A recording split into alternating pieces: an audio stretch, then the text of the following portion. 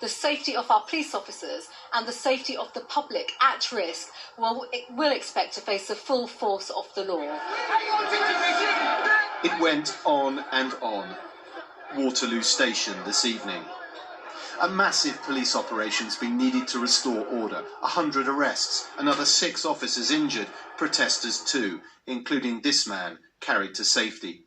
But an angry day is finally over. Tom Simons, BBC News, Central London.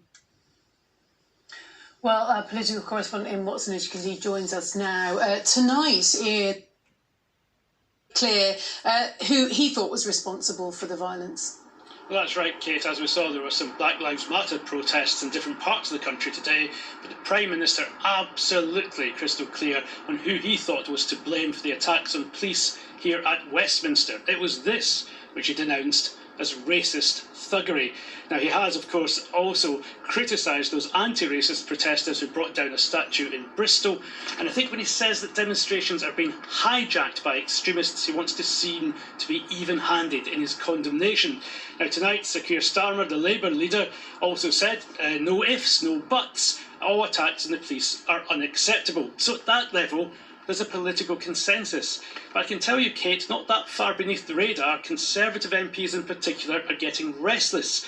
Although today's demonstrations weren't huge, nonetheless, they are concerned that government warnings to stay away from unlawful protests are simply being ignored. As one senior Conservative MP put it tonight, it feels like the teacher has left the classroom.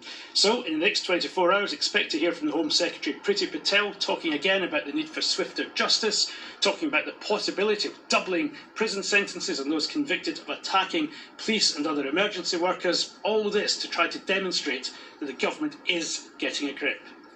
Ian, thank you. Now, a leaked draft of a report from Public Health England has acknowledged that a range of factors, including racism and discrimination, may have exacerbated the risk from COVID-19 within some communities. The report stated that historic racism could mean people from ethnic minority backgrounds were less likely to seek care when they needed it. Our Community Affairs correspondent Rhianna Croxford reports. John Ho, a London cab driver who came to the UK from Hong Kong when he was 21. He was described by his family as a loving, sociable man with a heart of gold. He is one of thousands of people from ethnic minorities